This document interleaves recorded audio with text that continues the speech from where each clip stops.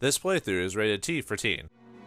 Are you pesky pachyderm for boss time against Mamo? Yeah. Did you ever think that that the Emperor Griffon was going to be the final boss? Final Fantasy called it when it surprised final boss back. Oh wait, Dark Cloud kind of did that in the first game too, so never mind. But anyway, Mamo, he is a boss. He's got 3600 HP, 119 attack, 85 defense, 0 ABS, Gilda, and drops. Wrench and sword do 100% damage. Gun does 70%, beam and grenade, magic and ride pod 100%. So gun for some reason sucks. Magic wise, everything's 100% except for beast at 300%. Yeah, we're gonna have to do a gauntlet as we fight up our way up top towards the Eternal Darkness, who's voiced by Cam Clark. But anyway, yeah, this guy's just pretty easy. He has the same attack pattern as the other elephants enemies in the game, so just smack him like you would any other creature. So done and done. So all right, and yeah, now we have to go up this long gauntlet, and we have to fight multiple bosses on the way there. Ooh boy, yeah, we have to fight multiple mini encounters while we get up here. So but yeah, I was like, really? Of course Griffon isn't the main villain. We fight, like, we see all these, like, scenes of him, you know, from his past, and I'm like, I wonder if something else is going to come up. But then again, I'd played so many RPGs. By this point, it was kind of obvious that they were going to do the whole, you know, this isn't the real boss situation. And of course, he's dead, so we're just going to go up here and, you know, fight the next boss. No problems.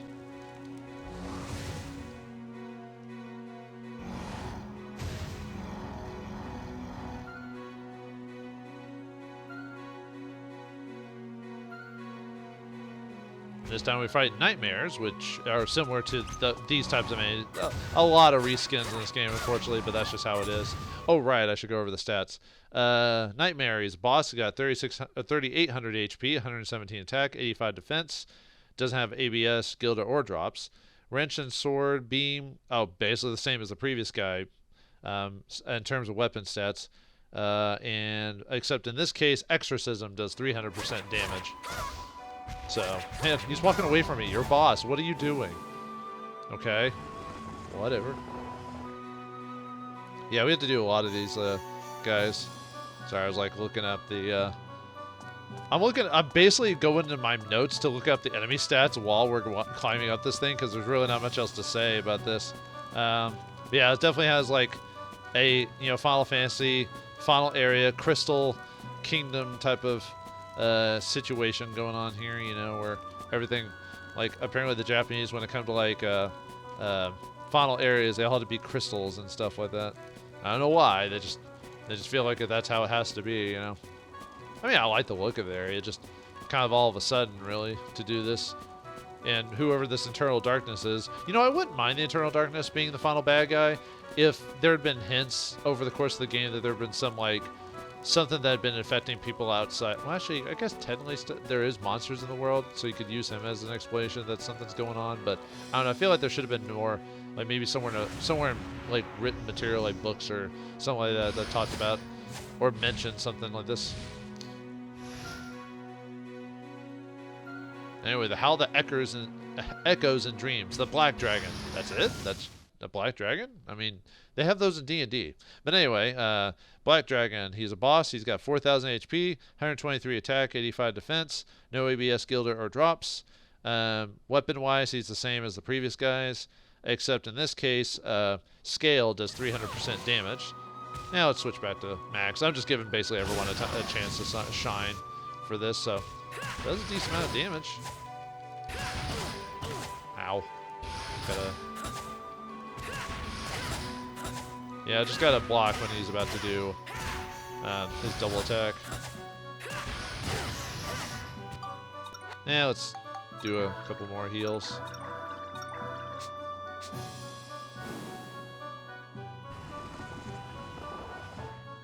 And I think we have 2 more bosses to go through on our way there, so now time to pop up the other boss while we have to go through this huge gauntlet. I get what they're doing. It's just to set up tension and, you know, and epicness as we run up this thing and listen to the music, which we've heard before, you know, right before we fought a final boss. So it seems it's appropriate that this would be the music they would use as we're going up the palace there. Sorry if I wander off a bit during the looking. I'm looking at my notes while moving upwards, so I guess I could switch back to Monica since I just did Max. I'm just basically giving everyone a chance to sign. Technically, Monica is stronger at this case because her weapon is like 195 or something like that, but Max is strong and close enough that I can use him without having to be like, oh no, you know, that type of thing. So.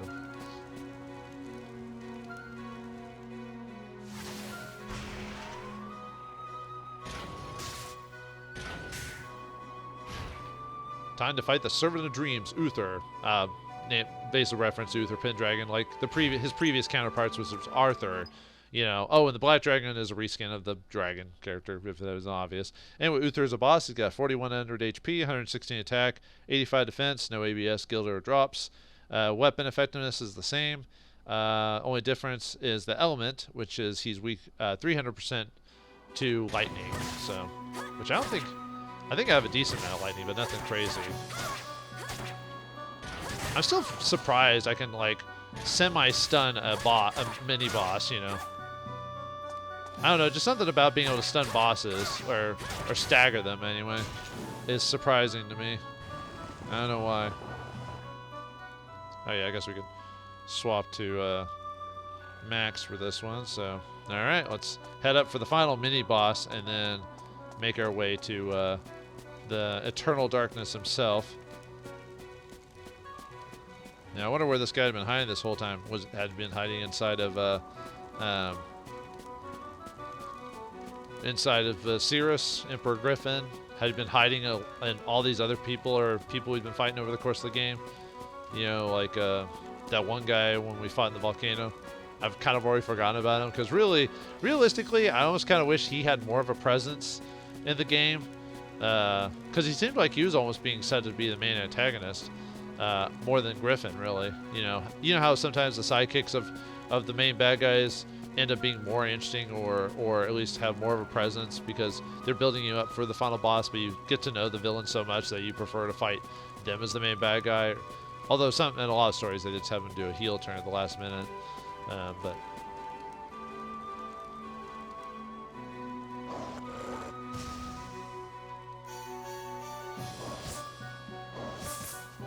Double Dream Ending Sword of Gaija Ein and Gaija Zui. Yeah, they're basically just those Bone Knights or whatever.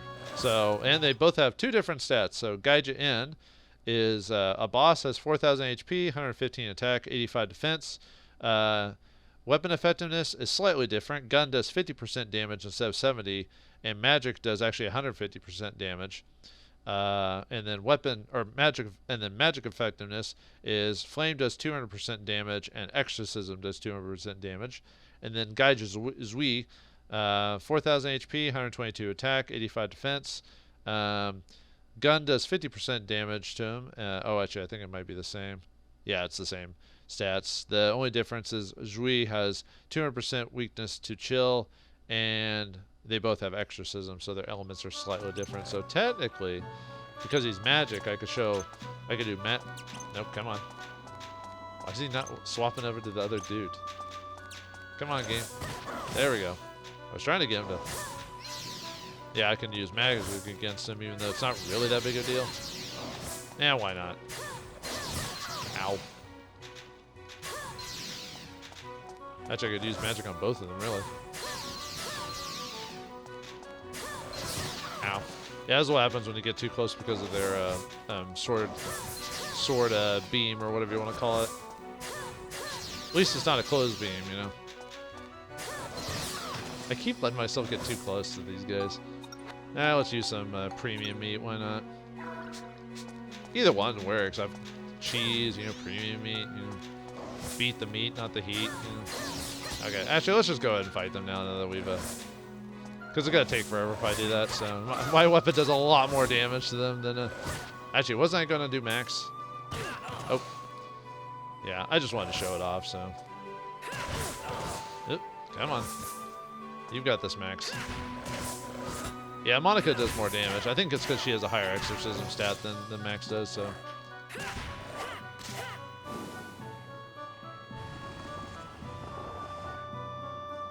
Alright, and now with that out of the way, that's it for all the mini bosses. So now we all have to do is just get to the top of the spire and fight the dark element himself, or the eternal darkness, dark element, whatever.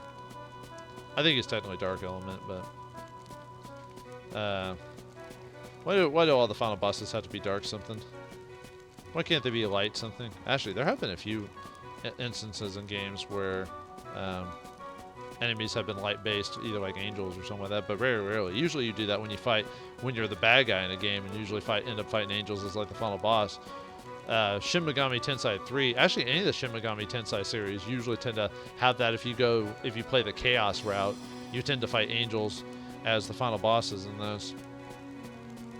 And we're actually about to come up to the final picture of the game, which is the moon itself, which we have to take during the final boss.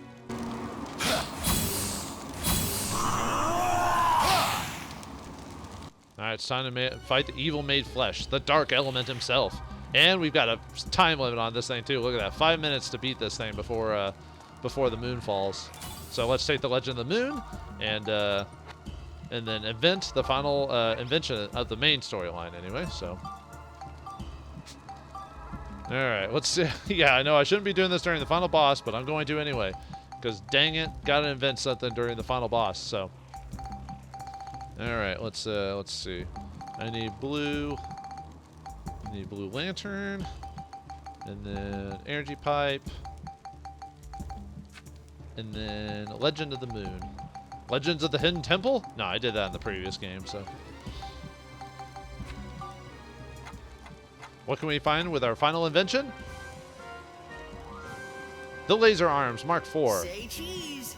I guess that's the final invention. It shows gold around it and everything like that, so why not, right? So, alright. Well, anyway, so let's prepare to hit this guy good. So, alright, I have to go over to his stats as well. So, alright, let's back up out of this and look at this guy. But yeah, the moon's about to fall, and the moon is Outrin, as you say.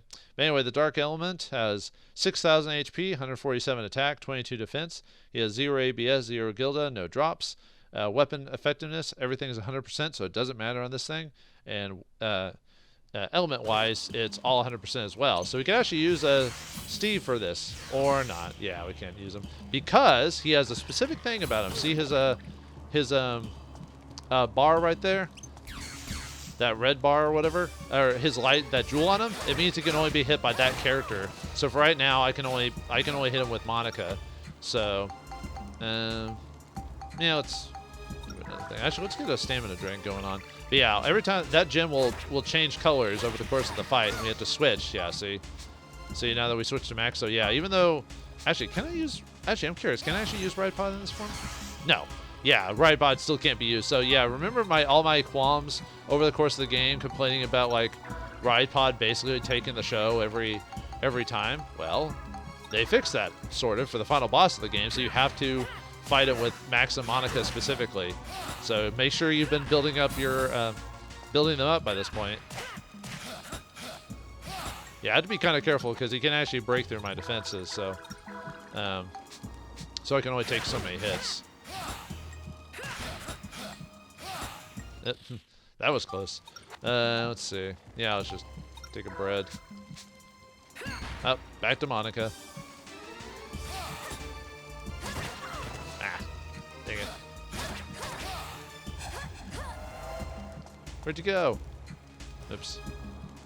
Good thing the final boss didn't require me to what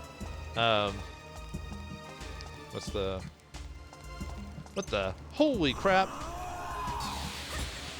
Gee, many Christmas. Yeah, he hit you with a pretty nasty attack there, so. Alright, sorry, I'm going over. I was getting my notes. But anyway, yeah, you want to make sure to block this attack. I think there is a way to technically avoid this attack, but it's better just to block it. Hey, get back here. I'm almost beat you anyway. Ow. What'd you hit me with?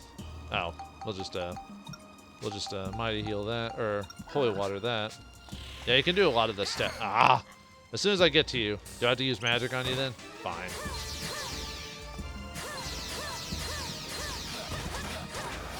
And there he goes.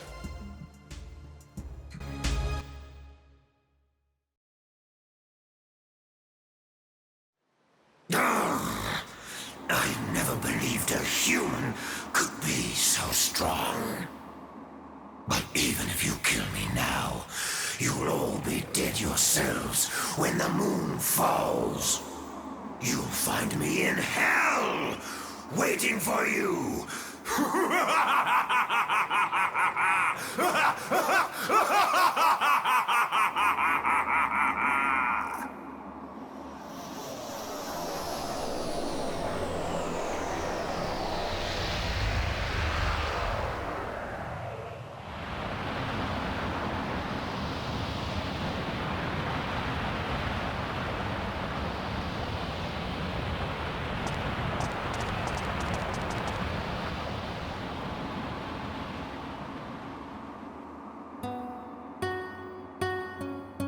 It's over. It's all over. I can't believe that was inside me. Then again, it was probably me who created it in the first place. At last, it's all over.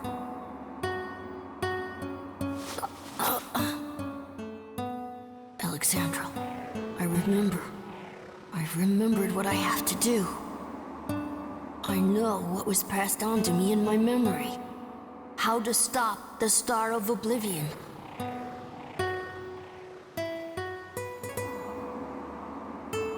I'm the guardian of the stars. One day, there'll be no need for the Star of Oblivion, and I'll be the one who disarms it. The Ancient Ones told my ancestors how to stop the Star of Oblivion, but that memory was locked away.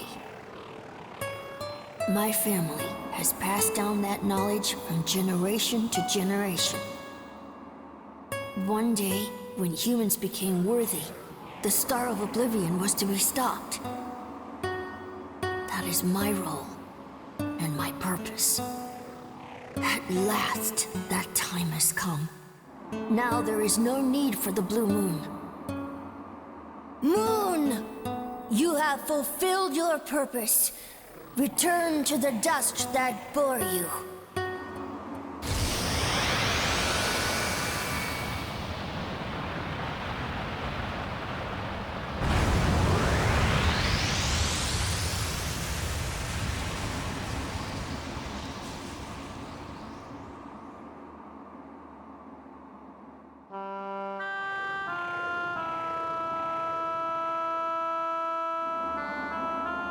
Alexandra, this is what you meant, isn't it? Congratulations, Cyrus. You were magnificent.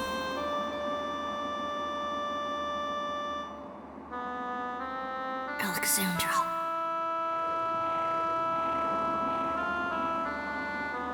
Thank you. You opened my eyes. I think I've always been waiting for this moment. Time to say farewell. Goodbye, my friends.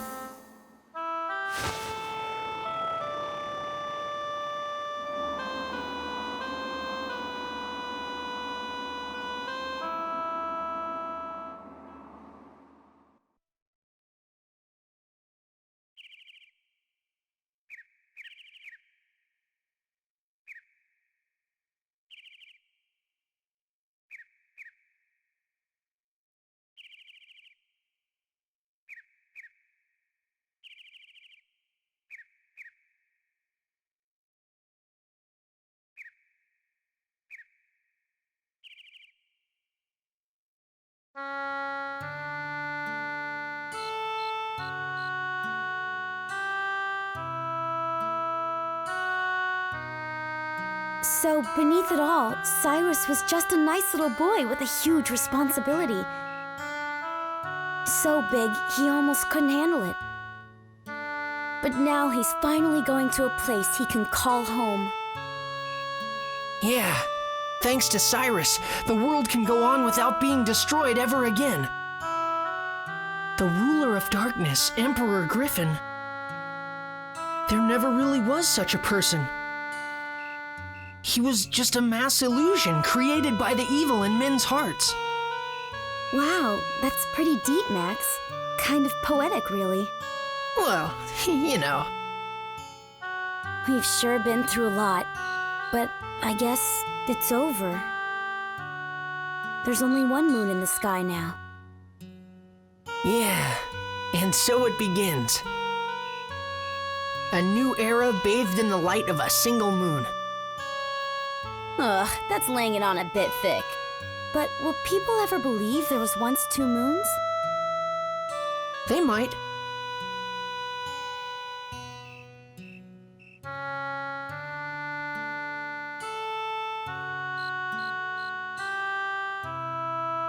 People can lock their special memories in their hearts. But at some point, they just forget to take them out again. This incredible adventure that we all shared, one day, it may too end up being forgotten. The people in the future will likely forget many things. The fact that I was here, and also that long ago, two moons shined down from the starry sky.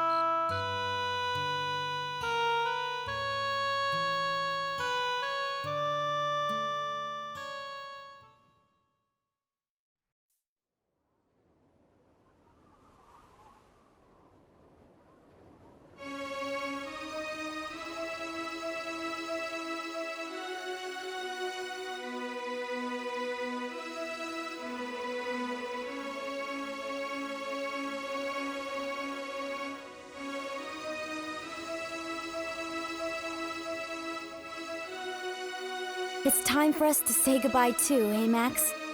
It was fun traveling with you. I won't ever forget you.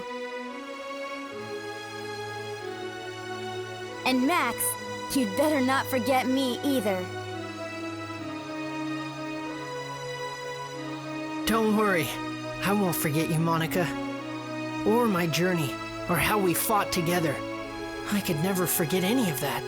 Well, good then. I consider it a true honor to have met you, Max. That goes for me as well.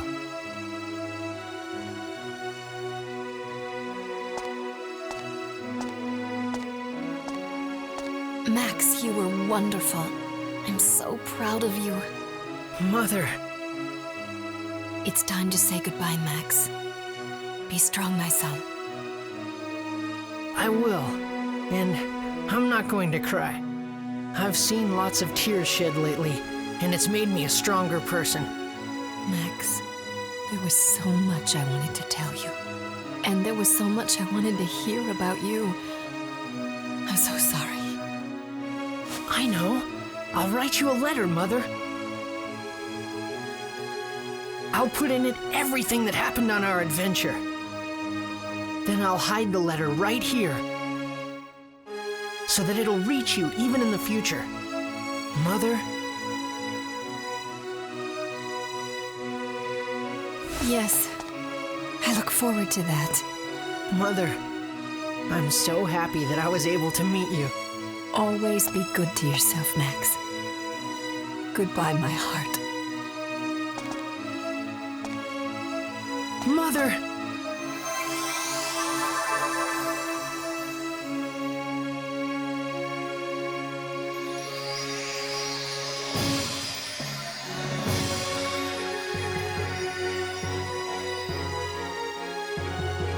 The Chrono Union is closing.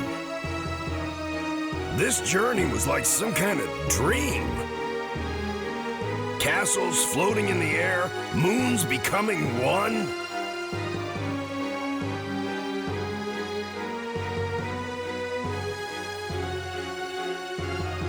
Yeah, just like a dream.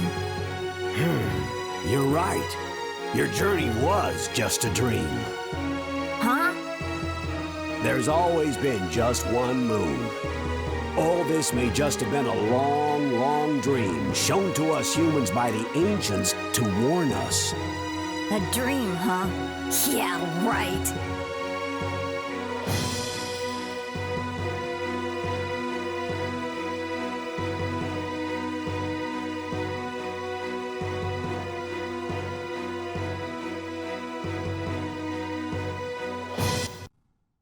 Well, Mother, it turned out a little long, but this is finally the end of my letter. We really had an amazing adventure. But it was a lot of fun, too. After all, I managed to meet you and Monica. Finally, this is our true goodbye. Please, Mother, don't forget about me. Take care. I'll be here in my time, doing fine. Farewell to my future mother.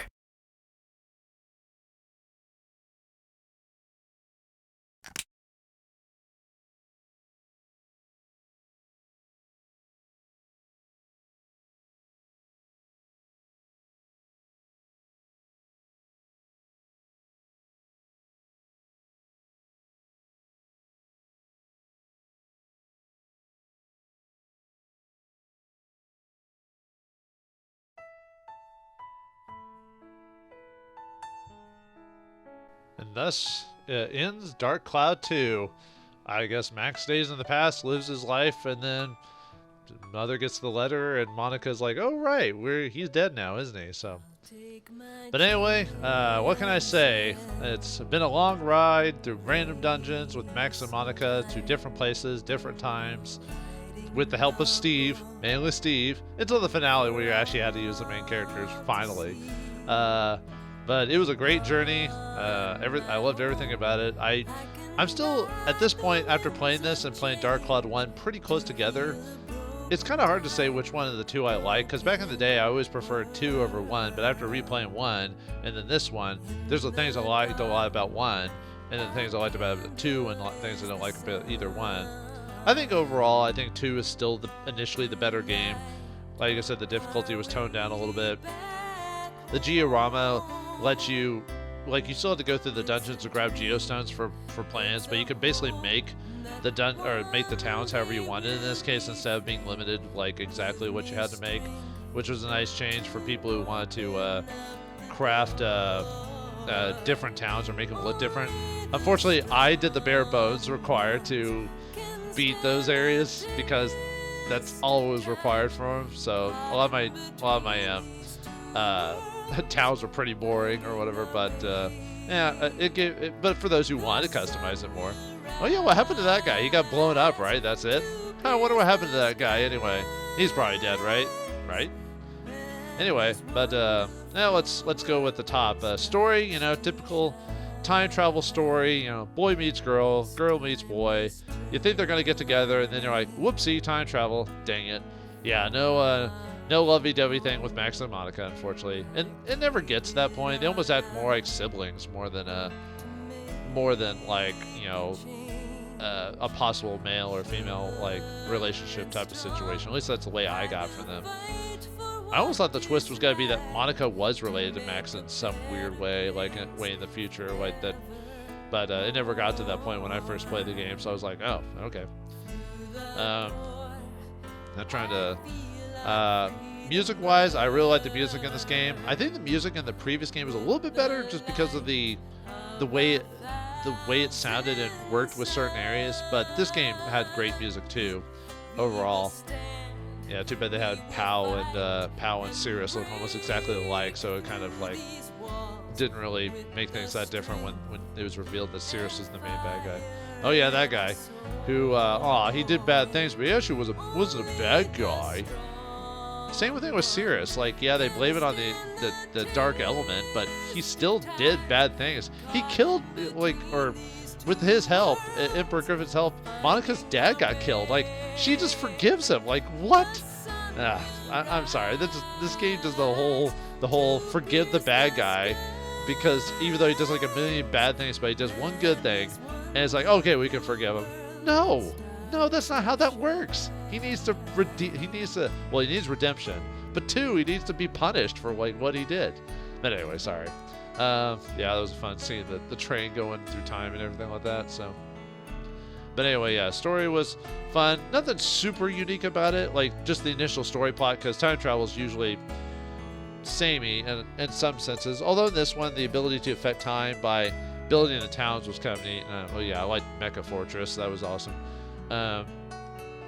See, music was great. The characters, I liked Max and Monica. You know, just enough of like young whimsy, but you know, enough go-getter attitude to go through all the challenges, and they all have their, you know, Max being kind of like a stick in the mud type of guy, but you know, wide-eyed for the future, while Monica was a little bit more of a tomboy, you know, but tomboy noble, which we've seen that before. But I think her character was fine enough in the game. I liked it.